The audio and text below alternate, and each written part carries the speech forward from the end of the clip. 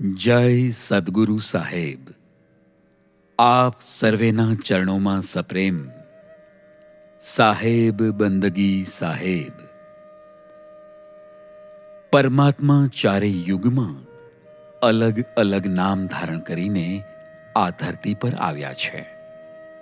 સતયુગમાં સત સુકૃત સાહેબ, ત્રેતાયુગમાં મુનિન્દ્ર સાહેબ, દ્વાપર યુગમાં કરુણામય સાહેબ તથા કળયુગમાં કબીર સાહેબ વાસ્તવિક નામ ધારણ કરીને આવ્યા છે. આ જ પરંપરામાં સદગુરુ ભાણ સાહેબ પ્રગટ્યા. તેઓએ ભાણ ફૌજ બનાવી.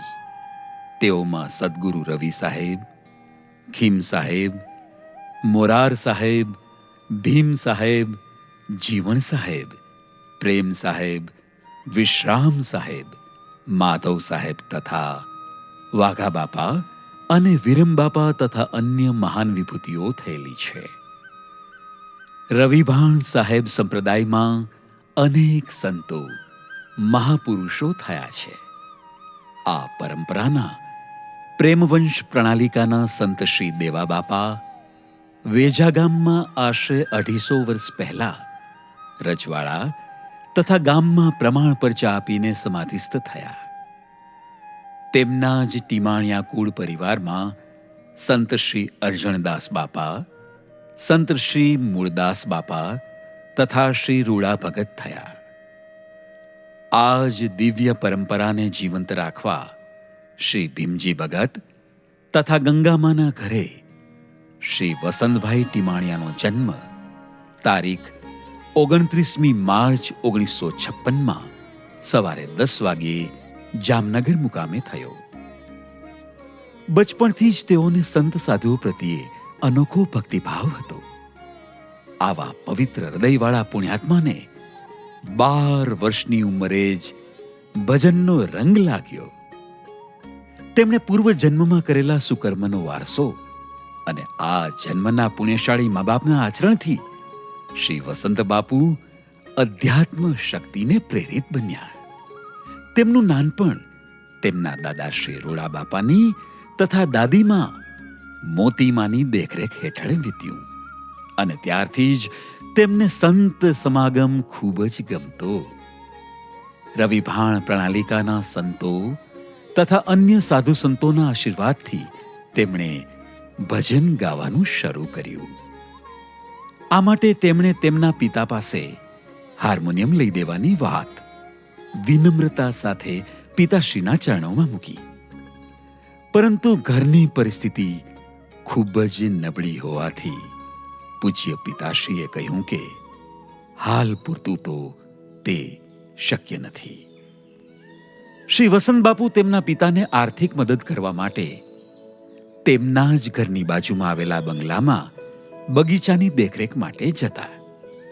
ત્યાંના માલિક પાસે શ્રી વસંત બાપુએ હાર્મોનિયમ જોયું અને તેમને તે માટે વાત કરી. તો તેઓએ કહ્યું કે આ હાર્મોનિયમ મારા દીકરા માટે લીધેલું છે, જે પોતે હાલ તો વિદેશ છે અને એટલે જ આની મારે જરૂરિયાત નથી.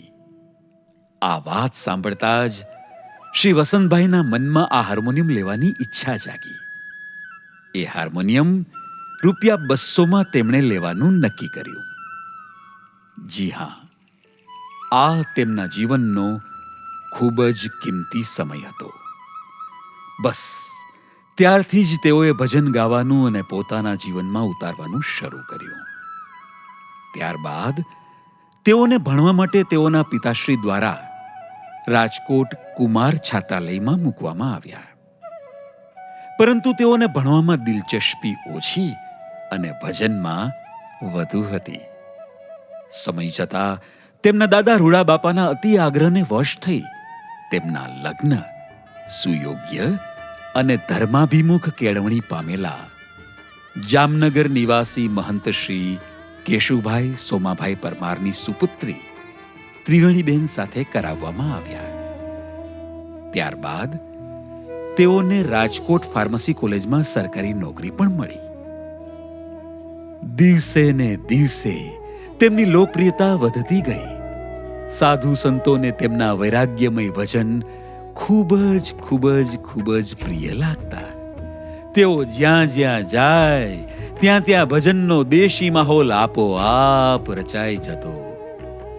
ઈસવીસન 1982માં તેઓ રાજકોટ આકાશવાણીમાં પસંદગી પામ્યા અને ત્યાર પછી તો તેઓને દૂરદર્શન તથા અન્ય ટીવીના માધ્યમથી પોતાની કલા પીરસવાનો સ્વયં મોકો મળ્યો. ઘણી બધી ઓડિયો વિડિયો કેસેટમાં પણ તેમણે પોતાનો સ્વર આપ્યો છે. રૂખી સમાજમાં કોઈ ગામ કે ઘર એવું નહીં હોય કે જ્યાં તેમણે પોતાની સંતવાણી પીરસી ના હોય. પ્રેમવંશ સદગુરુ શ્રી ગોવિંદ સાહેબના તેઓ ખૂબ જ પ્રિય ભજનીક હતા અને ખૂબ નજીક પણ હતા. પ્રેમવંશ કોટડા સાંગાણીની જગ્યામાં તેમણે અખંડ 40 વર્ષ ભજન કર્યા અને પોતાના જીવનમાં પણ ઉતાર્યા.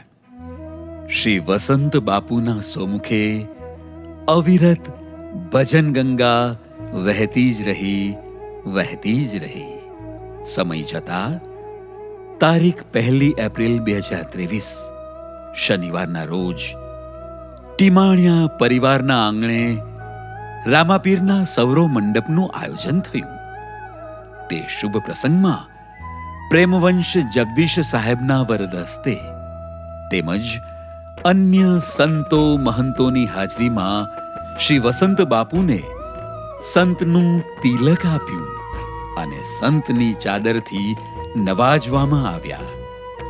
આમ શ્રી વસંત બાપુને ભજન આરાધકમાંથી ગુરુ કૃપાએ સંતનું બિરુદ મળ્યું.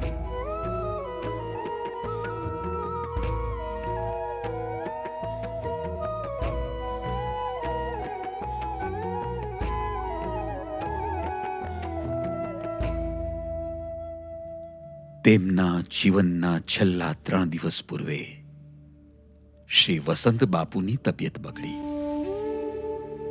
તેમના પરિવારે તેમને હોસ્પિટલ લઈ જવા વિનંતી કરી, પરંતુ તેઓએ જાણે પોતાના શરીરને વિશ્રાંતિ આપવા માંગતા હોય તેવા હેતુથી તેમના પરિવારને ના પાડી અને કહ્યું કે મારે 2 ઘોડે નથી ચડવું. હું જ્યાં છું ત્યાં જ બરોબર છું.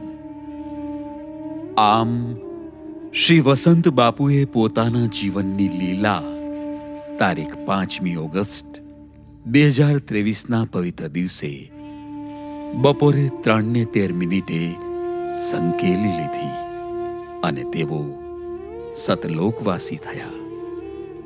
આવા પવિત્ર ભજનીક તથા સંતના ચરણોમાં કોટી કોટી વંદન. સાહેબ બંદગી સાહેબ, સાહેબ બંદગી સાહેબ, સાહેબ બંદગી સાહેબ.